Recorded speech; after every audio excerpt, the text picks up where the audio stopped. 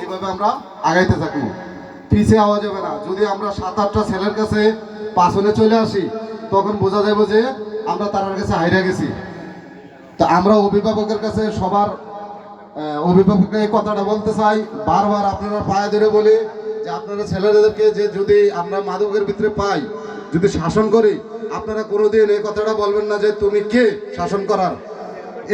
এই কথাটা বললে তখন মনে করবেন যে আপনার ছেলে আপনার 2 দিন পরে নেশার টাকা পাইব না, গাঁজা খাবে, তার মাথার ব্রেন খারাপ হবে, আপনার ঘরে কোপাইবে, ঘরের দুয়ার ভাঙবে, মারবে, বাবারে মারবে।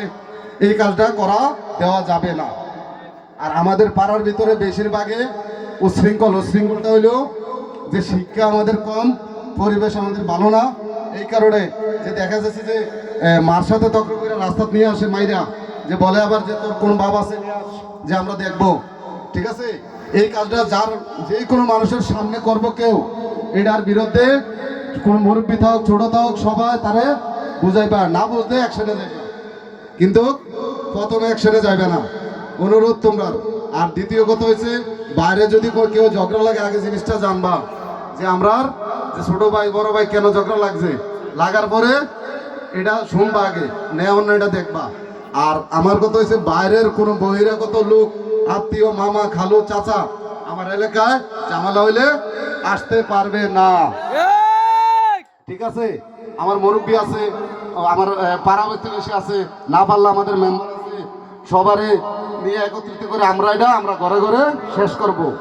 আমার কথা হইল, বাইরের যে আমার খালু আছে মনামতি, আমার আব্বা আছে পাউরেরা, বা আমার শালা আছে, কেন এটা চলবে না।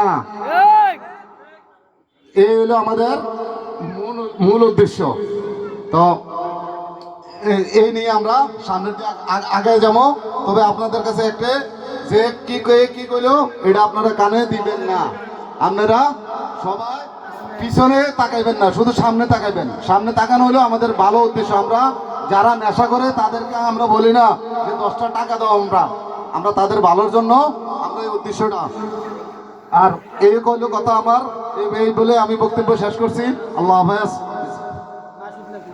মাশাআল্লাহ।